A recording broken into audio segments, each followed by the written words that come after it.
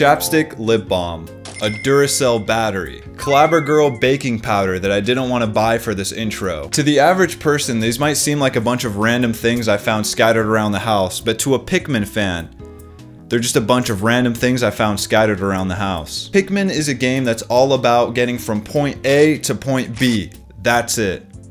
Alright, there's usually something stopping you from getting to point A. Maybe it's a monster or a puzzle or some sort of obstruction, but whatever it is, it's much less disgusting than whatever the hell this thing is. Each installment has you collecting specific items based off the story, but if you've played the games before, you'd know that one of them has some pretty interesting collectibles. There are a lot of treasures to collect in Pikmin 2, and a lot of them are just real-world items from our everyday lives, which is a little weird, especially because Olimar and Louie are under 6 foot, so, you know, just like the rest of us short kings, these things look huge next to us.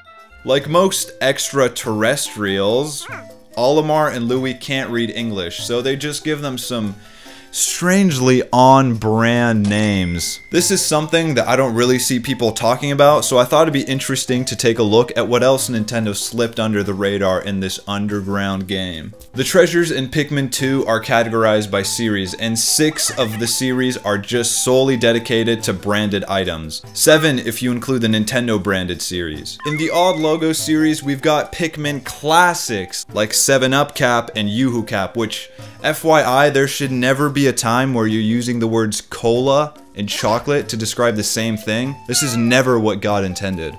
Although the 7-Up Cap was a treasure in all versions, the Yoo-Hoo Cap is just in the American version, which, yeah, haha, look at the funny Americans with their chocolate soda. But let's not skip past the fact that Japan has 14 treasures just dedicated to milk caps. How much milk can you put in a game? Going down this list, you start to realize that most of these are just caps and lids, which is pretty boring. But luckily, they spiced it up with not just 1, but 2 lip balm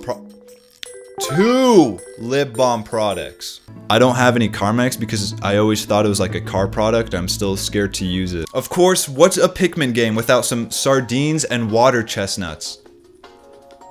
Alright, this is where I start to draw the line. Who is this for exactly? Did the sardine company think that their products would start flying off the shelves after they included it in this Pikmin game? Some of these make sense, like yeah, most kids know what Haribo is and they all love RC Cola, but water chestnuts and corned beef seem a little out there. I don't even know what a water chestnut is. Well, I'd like to remind you that this is Nintendo. They know their fans and they know what their fans want.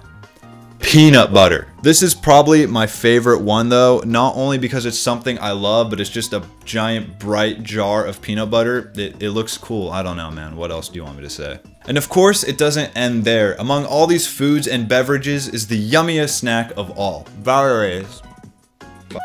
So those were some of the treasures that I found kind of funny and interesting, even though they're a little out of the place. But at this point, I'm sensing that you have 2 main questions on your mind.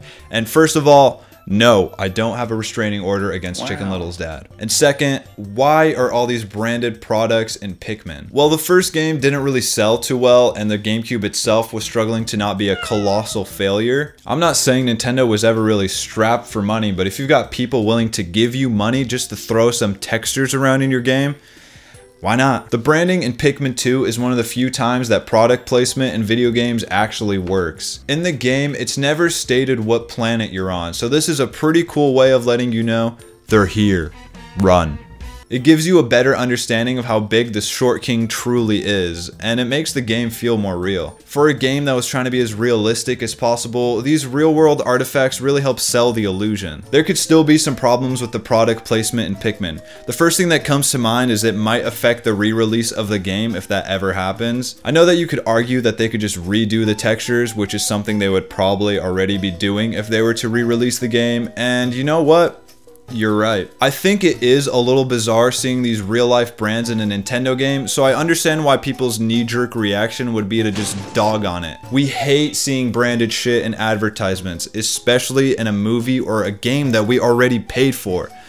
which, you know, not a lot of people are paying for Pikmin 2 anymore for certain reasons. I get this sentiment, but honestly, when it's done in a non-intrusive way like this, I don't really have any issues with it. Seeing a shoe polish lid doesn't automatically send me into a rage thinking about taxes and shiny shoes. But hey, that's just me. What really makes this whole thing strange is that it's in a Nintendo game. Can you imagine Mario just pulling out a Trojan and winking at the camera?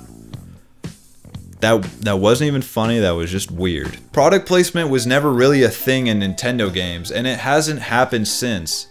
Except for Mario's little trip to the dealership, which is even more out of place. So what's the point of all of this?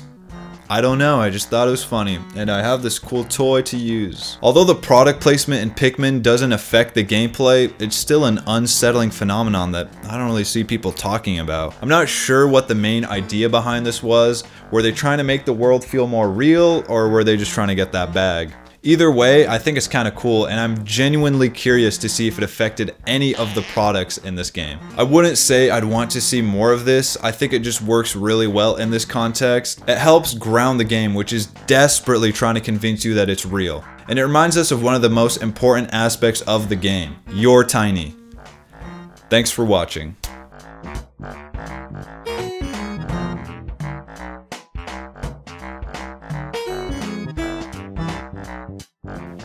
Hey, what do we think of this dude though?